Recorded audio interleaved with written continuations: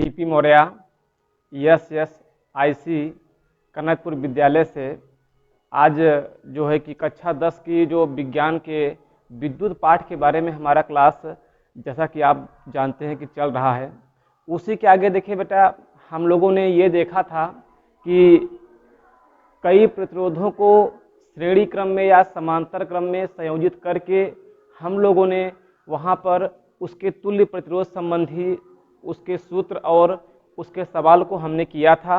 अब देखिए उसी के संदर्भ में अगर हम लोग किसी भी परिपथ में अगर विद्युत धारा प्रवाहित करते हैं तो उसमें हमारा क्या वहाँ पे तापमान या किसी प्रकार की ऊर्जा की जो हानियाँ होती हैं वह किस रूप में हमारा वो प्राप्त होता है। ठीक है ना।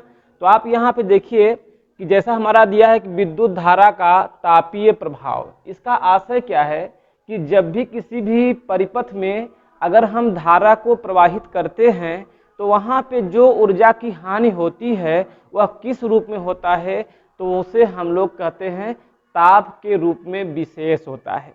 ठीक है ना, इसको दिमाग में रखिएगा। तो यहाँ पे हमारा हेडिंग क्या है बच्चों कि विद्युत धारा का तापीय प्रभाव। विद्युत धारा के प्रवाह से किसी चालक के ताप बढ़ने की घटना को विद्युत धारा का तापीय प्रभाव या ऊष्मीय प्रभाव कहते हैं।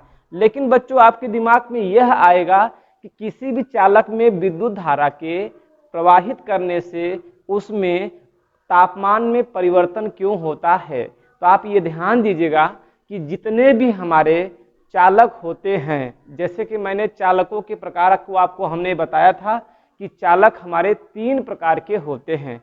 एक बेटा होता है आपका जो कि अच्छा चालक मतलब कि प्रबल चालक होते हैं, और एक हमारा होता है दुर्बल चालक, और एक हमारा होता है अर्धचालक। ठीक है ना। तो चालक, अचालक और अर्धचालक में डिफरेंस के बारे में हमने बताया था कि जिन पदार्थों में मुक्त इलेक्ट्रॉनों की संख्या सबसे अधिकतम होती है उसमें हमारा जो होगा कि वह सबसे अच्छा चालक होता है। तो आपको ये भी मालूम है किसी भी चालक में अगर धारा प्रवाहित होगी तो किसके कारण होगा, किसके स्थानांतरण के कारण होगा। तो आप यही कहते हो किसी भी चालक में अगर धारा प्रवाहित होती है तो उस अवस्था में वहां पर जो चालक में मुक्त इलेक्ट्रॉन होते हैं उनके स्थानांतरण के कारण हमारे परिपथ में विद्युत धारा प्रवाहित होती है। तो वही हमारे इलेक्ट्रॉन, एक इलेक्ट्रॉन को किसी दूसरे स्थान तक, एक सिरे से दूसरे सिरे तक जाने में उसको कुछ न कुछ कार्य करना पड़ता है, और उस कार्य के कारण जो होती है वहां पे उसमें ऊष्मा उत्पन्न होती है। या ऐसा कहेंगे कि जब हम लोग किसी चालक की प्रतिरोधकता को बढ़ा देते हैं तो उस अवस्था में उस चालक में अगर धारा प्रवाहित की जाती है तो वहां पे तापमान की वृद्धि होती है। जैसा बच्चों हम इसके विषय में जानते हैं, हमारे दैनिक जीवन में कई ऐसे उपकरण आपको देखने को प्राप्त होते हैं कि जो विद्युत धारा के ऊष्मीय प्रभाव का वहां पे हम लोग अनुप्रयोग के विषय में समझते हैं। जैसे देखिए बेटा हमारा होता है विद्युत बल्ब। विद्युत बल्ब को आप भली भांति जानते हो कि विद्युत बल्ब जो होता है वह विद्युत धारा के तापीय प्रभाव का एक अनुप्रयोग है। कि अनुप्रयोग का मतलब यहाँ पे ये होता है कि किसी भी जगह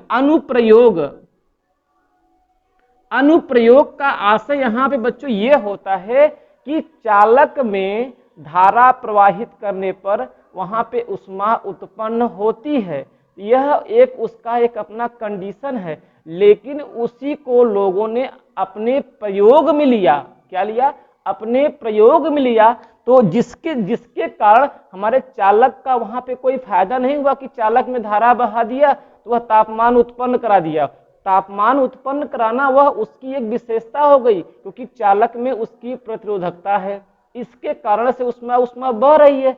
लेकिन बल्ब के जलने के कारण, बल्ब का जलने के कारण यह हुआ कि वहां पर आपने बल्ब के अंदर जो तंतु आपने लगाया था उसकी प्रतिरोधकता को आपने बढ़ा दिया। अब बढ़ाने के कारण वहां पे हमारा धारा जैसे ही प्रभावित हुआ तो ज्यादा मात्रा में हमारा ऊर्जा इन्वेस्ट हुआ, और इन्वेस्ट होने के कारण वहां पे हमारा तंतु जो होता है अधिक से अधिक ऊष्मा को ग्रहण करता है, और अधिक से अधिक ऊष्मा को ग्रहण करने के कारण वहां पे हमारा बल्ब प्रकाशमय होता है।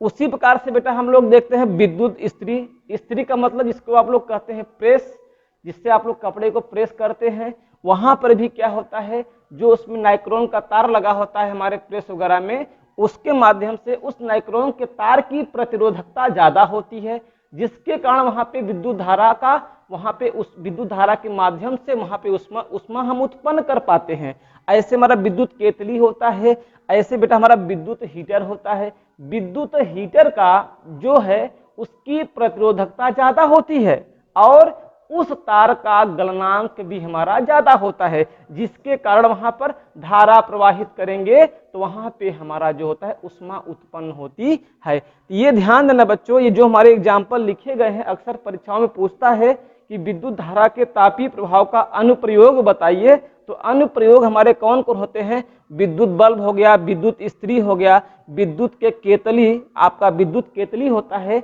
और एक विद्युत हीटर होता है। और बड़े साहब लोग देखते हैं आजकल इंडक्शन जो होता है, इंडक्शन का सिस्टम भी हमारे इसी सिस्टम पे कार्य करता है। तो हम लोग जिस भी उपकरण को, या सोल्डर देखिए, किसी भी तार को हम जोड़ने के लिए सोल्डर का उपयोग करते हैं। आपका वेल्डिंग मशीन हो गया, तो यहाँ पर भी बेटा हमारे जितने भी उपकरण के माध्यम, विद्युत के माध्यम से जहां पर भी किसी पदार्थ में आप उष्मा उत्पन्न करने की क्रिया को देखते हैं, वहां पे सभी हमारे विद्युत धारा के अनुप्रयोग के ही हमारे लक्षण होते हैं। अब आप देखिए बच्चों, आगे हमारा एक इसका दिया गया है कि विद्युत का जो मापन होता है उसको बेटा हम लोग कैलोरी में करते हैं। किसमें करते हैं बेटा हम लोग? कैलोरी। विद्युत का जो उष्मा का मात्रक होता है वह कैलोरी के रूप में हमारा प्रेजेंट होता है।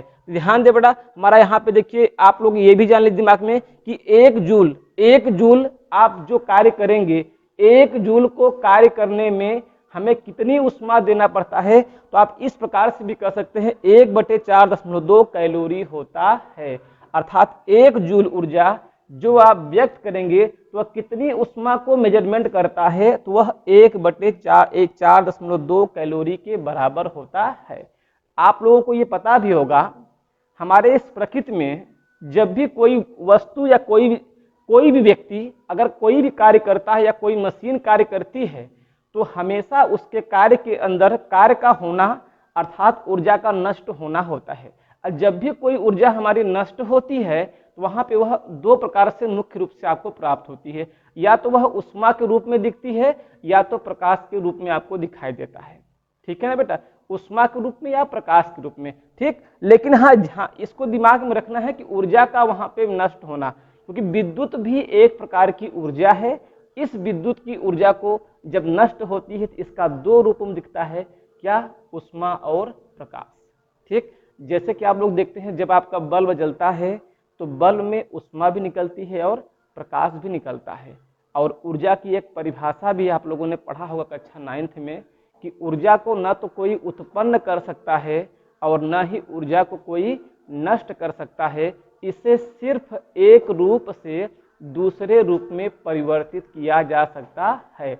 तो इस पाठ के इस हेडिंग का यही एक उद्देश्य है कि विद्युत ऊर्जा जब नष्ट होती है तो वहां पे हमें प्रकाश व उष्मा प्राप्त होती है। तो हमें यहाँ पे किसके बारे में पढ़ना है बेटा?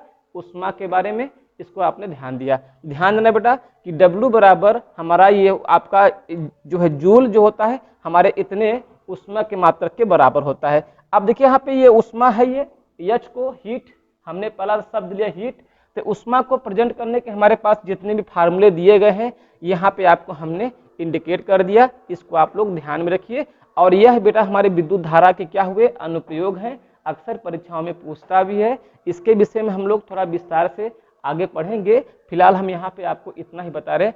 आगे देखिए बेटा, इससे संबंधी हम एक दो क्वेश्चन कराते हैं कि क्या हमारा होता है। अच्छा, जैसे बेटा आपको अगर मान लीजिए कि उष्मा की विद्युत धारा के ऊष्मीय प्रभाव का अगर डिफिनेशन नहीं याद है तो आप ऐसा भी कह सकते हो कि इसी फार्मूले के माध्यम से, कोई भी एक फार्मूला आप ले सकते हैं, किसी भी माध्यम से आप इसको डिफाइन कर सकते हैं। ओके, तो अब इसको नोट कर लीजिए, फिर हम इसके संबंधी आपको न्यूमेरिकल बताने का हम प्रयास करते हैं। इसमें उसी प्रश्न से संबंधित जो अभी आपने हेडिंग पढ़ा, तो यहाँ पे उसका एक न्यूमेरिकल हमारा दिया हुआ है कि किसी 4 ओम के प्रतिरोध से प्रति सेकेंड 100 जूल ऊष्मा उत्पन्न हो रही है, प्रतिरोध के सिरों पर विभवांतर ज्ञात कीजिए। मतलब एक आपका 4 ओम का प्रतिरोध है जिसमें प्रति सेकेंड हमारा 100 जूल की ऊष्मा उत्पन्न हो रही है। याद रखिए, ऊष्मा उत्पन्न हो रही है, तो प्रतिरोध के सिरों के बीच का विभवांतर ज्ञात कीजिए। बच्चों यहाँ देखिए विभवांतर हमारा पूछा है। आप यहाँ पे क्या करेंगे, जो दिया है पहले आप उसे अच्छे से समझिए का प्रयास करिए। दिया है, जो आपको प्रश्न में दिया है उसे आप लोग पहले लिख लीजिए। क्या क्या दिया है बच्चों, आप कहेंगे प्रतिरोध कितना है, प्रतिरोध आपका, आप जानते हैं प्रतिरोध को हम R से व्यक्त करते हैं, तो ये दिया है 4 ओम। ठीक है, समय कितना दिया है बच्चों, प्रति सेकेंड का मतलब कि 1 सेकेंड, प्रति सेकेंड, प्रति का मतलब 1 सेकेंड आपको समय दिया है। ठीक है, और बच्चों आपको क्या दिया है, इसमें हमारा दिया है कार्य अर्थात ऊष्मा हमारा H बराबर आपको दिया है 100 जूल दिया है। कितना बढ़ दिया है, जूल में दिया है। आप इसे जूल से चाहते हैं तो कैलोरी में बदल सकते हैं, लेकिन यहाँ पे ध्यान देने बेटा कि हमारा यहाँ पे R दिया है, T दिया है और H दिया है ना। और हमारे जो भी हमारे फार्मूले हैं उसमें आपको पूछा क्या है, आपको V पूछा है, क्वेश्चन मार्क में है। ये जो V मतलब विभवांतर हमारा क्वेश्चन मार्क में है, तो V कैसे मिलेगा, तो हम याद करें कि ओम के नियम से हमने पढ़ा था V = IR होता है। अगर बच्चों हमें R का मान पता है, और अगर हम R का मान पता है, I का मान अगर ज्ञात कर ले तो हमें जो है V का मान प्राप्त हो जाएगा। तो जब आपने जो भी फार्मूले आप लोग लिखे थे उसमें आप यह देखिए कि I, R, T और H में संबंध क्या है, उसी संबंध को अगर यहाँ पे हम लोग देख लेंगे तो हमारे प्रश्न का जो है हल आपको प्राप्त हो जाएगा। तो आपको देखिए I² R × T। हाँ, अगर आप इसको जूल में लिखते हैं तो ये लिखेंगे, अगर आप कैलोरी में चाहते हैं तो 4.2 से भाग दे दीजिए, तो जूल वाला संबंध हमारा जो है वो किस में बन जाएगा, कैलोरी में प्राप्त हो जाएगा। अब देखिए बच्चों यहाँ पे हम लोग कहेंगे कि I² बराबर ये हमारा हो जाएगा RT/H हो जाएगा, RT/H हो जाएगा। तो I बराबर होगा √RT/H। अब जो बच्चों आपको इसमें आपको जानकारियां हैं उसको आप देख लीजिए कि आपको, सॉरी यहाँ पे हमने गलत लिख दिया, I² बराबर होगा H/RT। ठीक है, तो I बराबर हमारा होगा यहाँ पे √H/R × T। तो यहाँ पे बच्चों H की वैल्यू आपको कितना दिया है, तो कहेंगे 100 दिया है, और T का R का मान 4 और T की वैल्यू 1 दिया है। इसको अगर हम लोग काट देंगे तो ये हमारा आएगा 25 चौके 100, अर्थात करनी में 25 आया, तो यहाँ पे हमारा आया 5 एम्पियर। याद रखें बेटा, यहाँ पे कितना हमारा आएगा, 5 एम्पियर होगा, धारा का मान आपको प्राप्त होगा। अब हम लोग कहेंगे यहाँ पे कि ओम के नियम से, किसके नियम से बेटा हमारा, ओम के नियम से, ओम के नियम से क्या था, तो आप कहेंगे V = IR, V = IR, तो हमारा V का मान निकालेंगे, I का मान आपने निकाला 5, R का मान दिया है 4, तो 4 पंचे 20, कितने वोल्ट आ गया, 20 वोल्ट। अर्थात बच्चों ये हमारा फाइनल उत्तर हो गया। तो हमारे प्रश्न में क्या था, यहाँ पे आप लोगों ने ये देखा कि कि जब किसी 4 ओम के प्रतिरोध में प्रति सेकंड, अगर हम लोग 4 ओम के प्रतिरोध से प्रति सेकंड 100 जूल ऊष्मा उत्पन्न करते हैं, हाँ, तो हमारे जो प्रतिरोध है के सिरों के या प्रतिरोधक के सिरों के बीच का जो विभवांतर है वह कितना होगा। तो आपने क्या किया कि आर का मान सारे वैल्यू आपको पता था, आपने यह सूत्र लगा दिया। किस पद वाला सूत्र लगाया बेटा हमारा, ये कहेंगे जूल के पद का सूत्र हमने लगाया, और जिसके माध्यम से हमने आपने आई का मान निकाला। आई के मान के निकालने के बाद आर का मान पता था, ओम के नियम से V equal to I R, ये हमारा हुआ। आपने हल किया तो हमारा 20 वोल्ट आता है। अतः यह सिद्ध होता है कि इस परिपथ में हमारा 20 वोल्ट का विभवांतर उत्पन्न हो रहा है। तो बच्चों इस क्वेश्चन को आप लोग नोट कर लीजिए, और इसी से संबंधी हम लोग अगली क्लास में कुछ वीडियो को पढ़ेंगे। और अधिक से अधिक बच्चों आप इसको देखिए, लाइक करिए और सब्सक्राइब करिए।